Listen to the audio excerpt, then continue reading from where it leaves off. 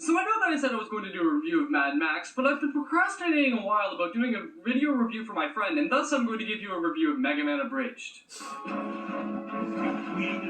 Oh man. Isn't it crazy to think that, like, back in high school, junior high, I was making video reviews of movies I'd seen recently?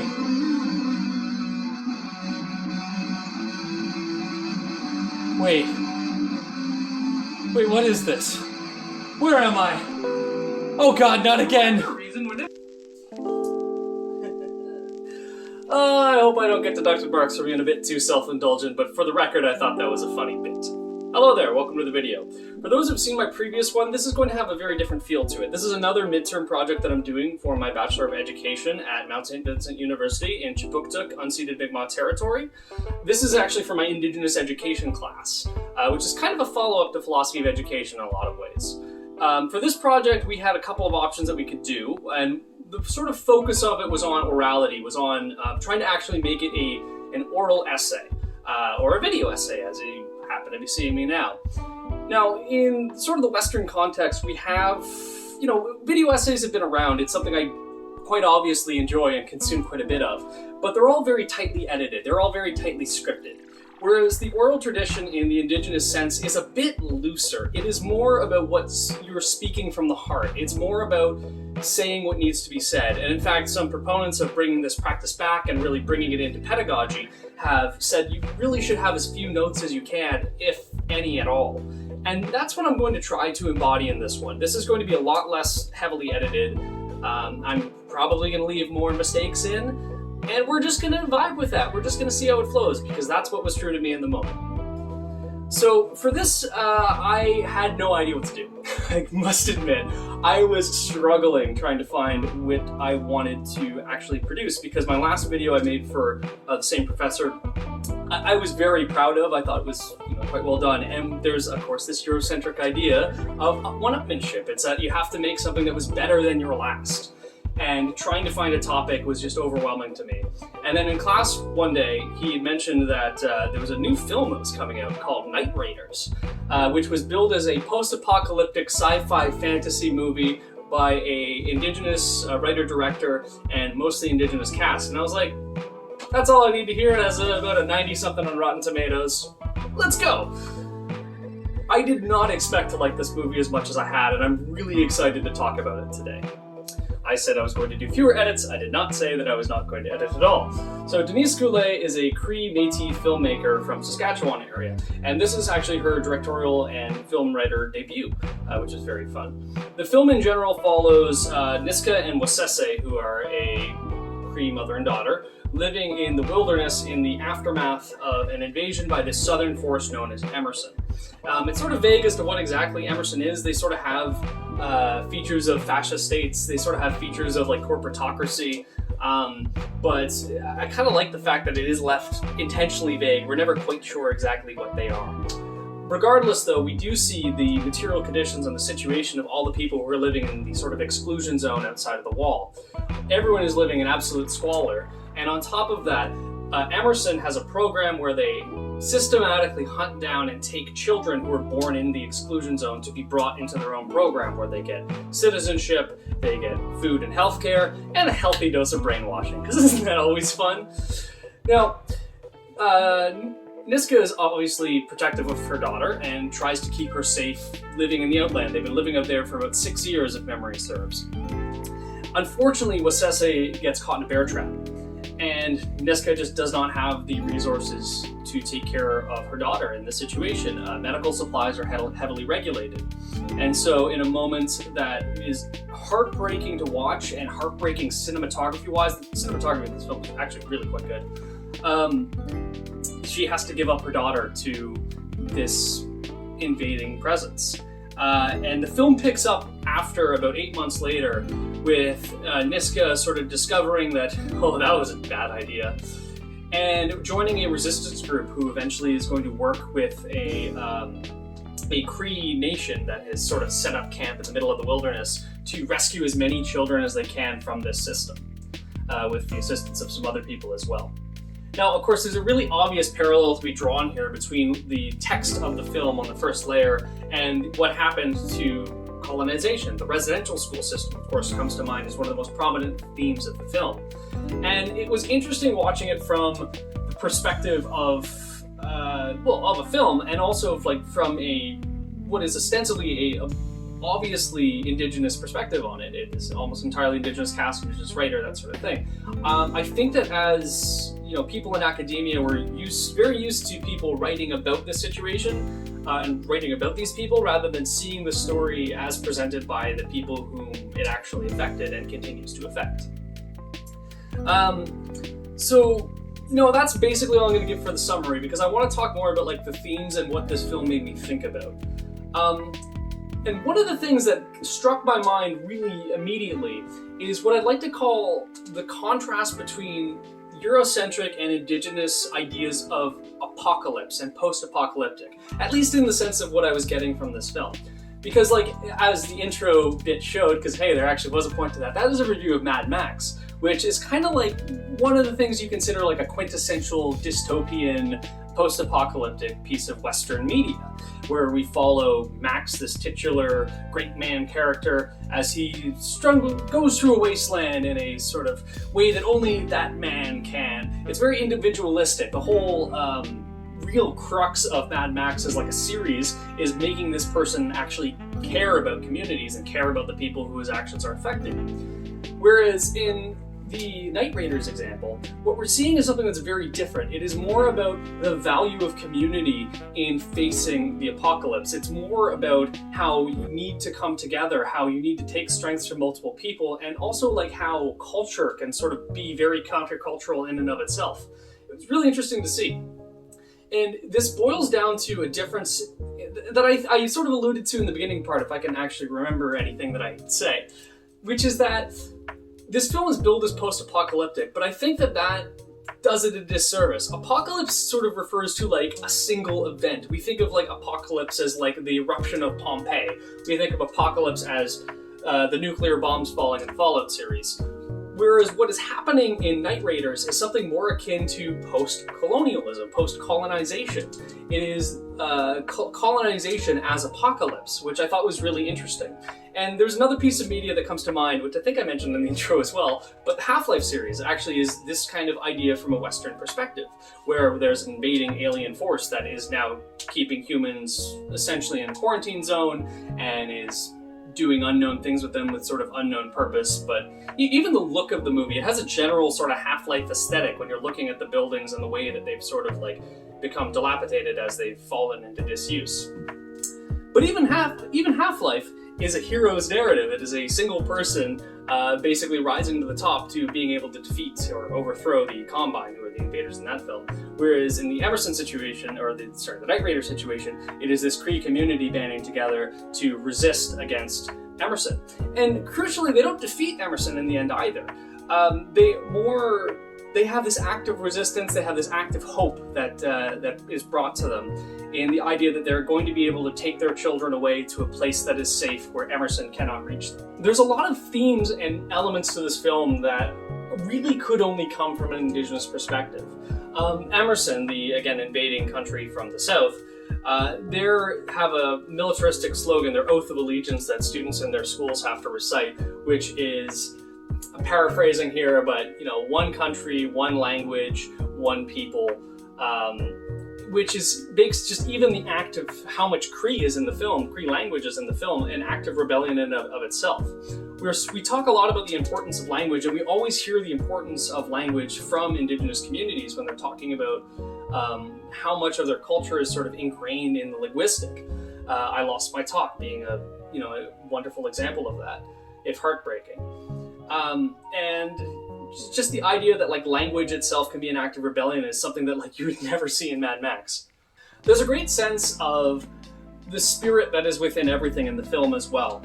With Cece, who is the daughter of the main character, she has this ability to sort of communicate with the natural world. We see her speaking to birds a couple of times, and at one point even allows one to fly towards her. And vaguely spoiler areas, this comes into the film in ways that you would not expect, in ways that are actually really interestingly foreshadowed when you think back on the film. But the idea, there is an elder at one point, and this film has actual elders in it, which was also really interesting to see, but this elder is teaching some school children about the perspective, in his perspective. And one of the things he mentions is that we think of the rocks as alive as well, that they have a spirit within them, which becomes more important as the film goes on. God, I want to spoil this so bad. I feel I've spoken too much about the movie at this point. This was kind of not the intent of what this video is supposed to be. But, so how did this movie make me feel? What did this make me think about? In addition to those themes, it was, one of the prominent things is how the historization of Indigenous peoples is something that is inherently wrong. How these people exist and continue to exist in the future. Indigenous futurism is something we've talked briefly about in class, and it's something that I think is interesting as well. These are actively lived cultures by peoples who are actively participating within them. And in fact, there's a lot of strength to cultures like that. You know, the elder walking around with school children talking about what different plants are used for is something that gives that culture, this is kind of almost icky language, but in a somewhat advantage in like a post-apocalyptic state. Gives them an ability to naturally live off the land in a way that like we as Westerners would not be able to really survive in, despite how many post-apocalyptic pieces of Western media you see of that great man doing great things out in the desert. I have seen more films than like Mad Max, it's just, that's the one I just keep referring to. It was really powerful. It was a really powerful film. It's one I think is genuinely important just to see how a different culture approaches a similar set of tropes and what those tropes look like when you filter them through an Indigenous lens. It made me feel a deeper understanding about sort of the tragedy of what the colonial system did to Indigenous people and continues to do to Indigenous people, about how the idea of giving up, you know, your child, your life spring, the hope for the future to a system that you know will alienate them from you, because in that moment it looks like it is the only thing that you can do. It is not a free choice when Nishka gives up her daughter. It is the only available option because the system has been set up in a way that all other choices are tragic, when really they don't have to be. It's about how like dismantling systemic barriers could have helped this family and we wouldn't have had this story happen. We wouldn't have had these characters go through the trauma that they experience in the film. It's about how when you see that black wall of officers in riot gear about to storm your camp while you are defending what you know is right, how that feels to be on that side. That sense of solidarity in the face of oppression, in the face of evil, which is something it's genuinely moving. It's something, you know, I'm very privileged in my life, and it's the only way I've been able to experience that sort of catharsis. You know, not to spoil the ending of the movie as well, but the movie doesn't end in violence, which I thought was another really interesting take. It has the sort of setup for the final climactic battle, which in a Western movie we would get. And instead, it is solved through non-violent action on the part of the Cree. And it's just beautiful. It was just a beautiful scene, especially when you were paying attention to all the foreshadowing that was happening in the film. It showed how, while strength is important, violence isn't the answer. And sometimes violence is justified, sometimes shows of force are necessary in order to tell an oppressor that no, we can protect ourselves. But there's just something beautiful in the moment being one of spiritual peace, too. It's how I can best describe it without spoiling anything. I am definitely going to make like a 1-hour extended version of this video just because I feel like there's so much I could talk about doing it, and I've genuinely enjoyed doing these video essays. You know, it's funny, I keep going off on tangents for this, but this film, I kid you not, was preceded by essentially a propaganda piece about the RCMP and how they're protecting communities, which I screamed at the theater. To be fair, it was like me and about 6 other people in the film, which does mean that you do need to see it because more people need to see this film.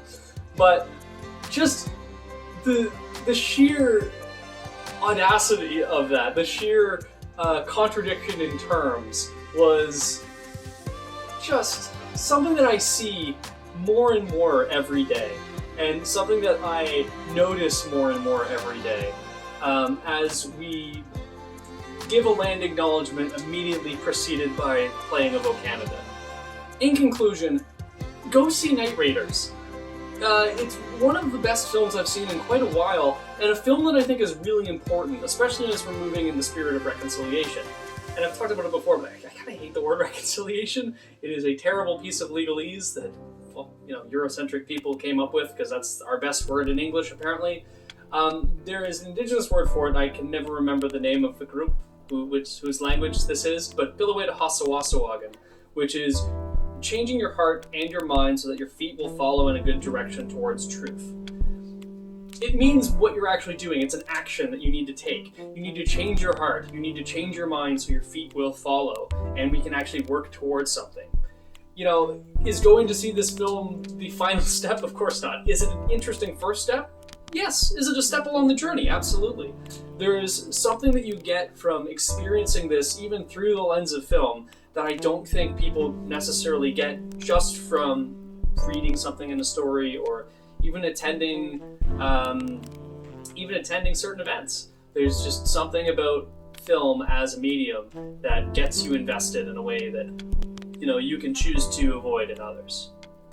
Really, I kind of hope that this film is almost like a watershed moment where we start seeing more Indigenous film, more Indigenous stories presented in media, because this is one film that is one take on one subgenre of fiction, and it's billed as fantasy as well. Like, that was what the IMDb listing said, but it's not really fantasy. There's almost no fantasy elements to it, but it did make me think, like, what would an Indigenous fantasy movie look like? That could be really cool. Again, as another lover of like fantasy as a genre, what would an Indigenous sci-fi look like? That's pretty cool. I mean, like, in video games, we've actually surprisingly had a bit more of this. There was the Prey series, which was released many years ago and looks like this. But there has been almost less of that lately in media for whatever reason. And it would be cool. It would be very cool to see this kind of thing resurge. I consume a lot of media. It's just how I exist in the world. I love music, I love film, God knows I love YouTube. And I've really been making an effort as of late to try and watch more diverse creators and see how different people put their spin on things that I'm used to seeing. And it's never been worse. It's always been more interesting. It's always been more unexpected. It's always surprised me and challenged me in ways that I find most mainstream media doesn't. And if nothing else, that's one reason alone to see this film. Go see this film. Please go see this film. So I hope you enjoyed this video. I hope you appreciate what I have attempted to do in trying to live the oral experience a little bit more faithfully. I did still have to do quite a bit editing, but that's sort of par for the course. I certainly did a lot less than I did in the last video. Go see the film, and I hope that you continue keeping your eye on this channel, because there is a very high probability that when, this gets released on Netflix or something, you might see a fully expanded, fully scripted version of this, because that's something I really genuinely want to do. Hey Timmy, what did you do with your BD? I started making YouTube videos again! Look, I just really genuinely enjoy making these videos, okay? I mean, like, look at the timestamp. Like, 20 minutes long, this was supposed to be 15. I haven't had a single video come in under the time limit, and I do not intend to either. But in all seriousness, I want to say Wilala Lin, which is thank you in Mi'kmaq. Wilala Lin for watching, for your interest, for following me on this like journey of making video essay-esque content again. Thanks for the professor for like indulging me in these. And also, go see Night Raiders. Just go see it. It is a wonderful film. If it, it might not completely change your perspective overnight, but it'll certainly give you some new things to think about it if you come to it with a genuine desire to learn. Keep learning and stay spooky.